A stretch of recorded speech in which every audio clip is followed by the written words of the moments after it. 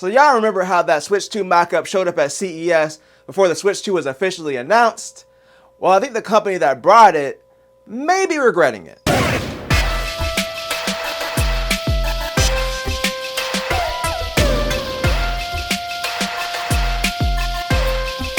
It's Sunday, so let's get sensational.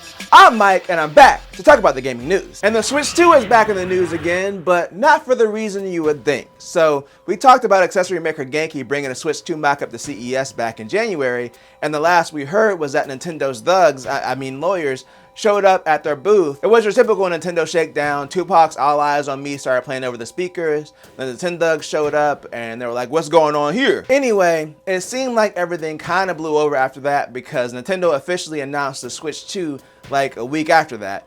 But that's not the case because Nintendo is now officially suing Genki. So Nintendo has filed a lawsuit against Genki. They're claiming trademark infringement, unfair competition, and false advertising. They're quoted as saying that Genki embarked upon a strategic campaign intended to capitalize on public interest surrounding Nintendo's next generation console. And basically they're saying Genki promoted Switch 2 accessories and used the Nintendo logo without having official access to the hardware. So one of the things that happened with the whole Genki situation at CES is Genki originally claimed that they had access to the hardware, and then they backtracked and was like, actually we don't, this is all based on the leaks that are already out there. So I think they realized they may be in some trouble from Nintendo at that point. It was a risky move for them to do that, despite the Switch 2's hardware being heavily leaked at the time, to promote accessories for a console that hadn't been announced yet and bring a mock-up of it to a trade show. Yeah, that's kind of a big risk. So while I like making jokes about Nintendo's thugs, lawyers, because of how much Nintendo sues people, Genki kind of brought it upon themselves for no real reason because it's not like anyone was going to buy Switch 2 accessories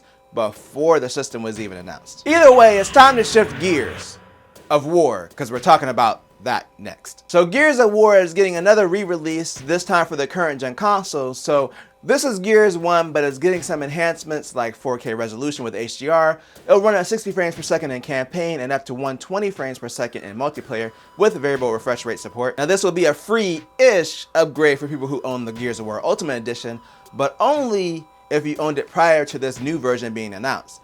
But of course, the biggest news from this whole release, and the reason that we're really talking about it, is it's coming to Xbox, PC, and PS5. So this one isn't super surprising as a PS5 release because it's a remake of a 20-year-old game, and it's a game that hasn't been on PlayStation consoles before, so it's kind of a no-brainer for Microsoft to do this.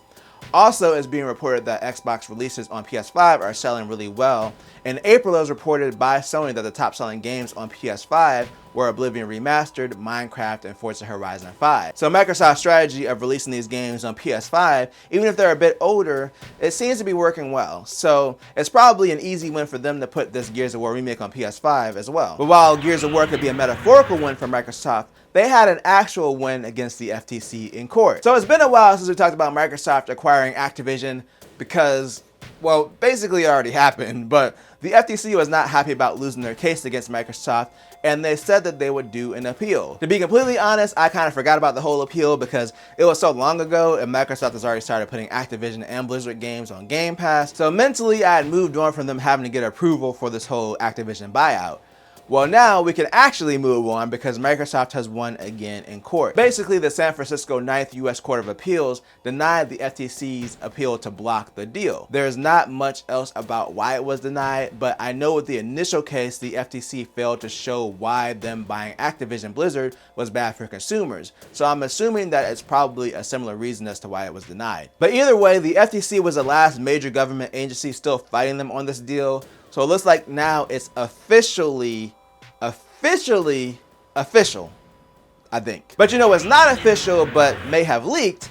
Xbox and Asus Handheld, and that's what we're talking about today in our final story. So the last time we touched on the Asus-Xbox Handheld rumored to be coming out this year, Asus put out an animated teaser showing an Asus branded Xbox controller and an ROG Ally combining with a robot, and then kind of a silhouette of a new handheld. Well, now filings have been spotted in several regions from Asus, hinting at what people are assuming is the ROG Ally 2 and the Xbox handheld.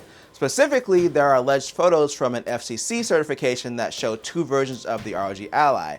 a white version without the Xbox button and a black version with the Xbox button. So if these photos are real, it seems like the Xbox Handheld is basically going to be an ROG Ally 2, potentially with different specs. But while we're on the topic of the photos, let's talk about this design.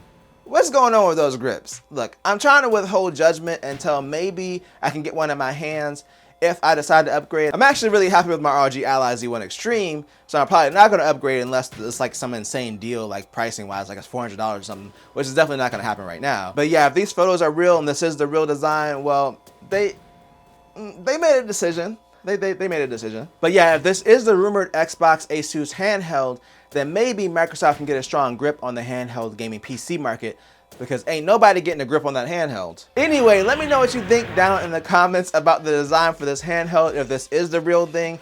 I'm kind of torn on it. I feel like it's a little weird, but again, let me know what you think down below. And if you enjoyed this video, then make sure to tell a friend, tell a coworker, like, share, and subscribe, and hit that bell notification button thing, wherever it is, to be notified when I drop a video or a live stream.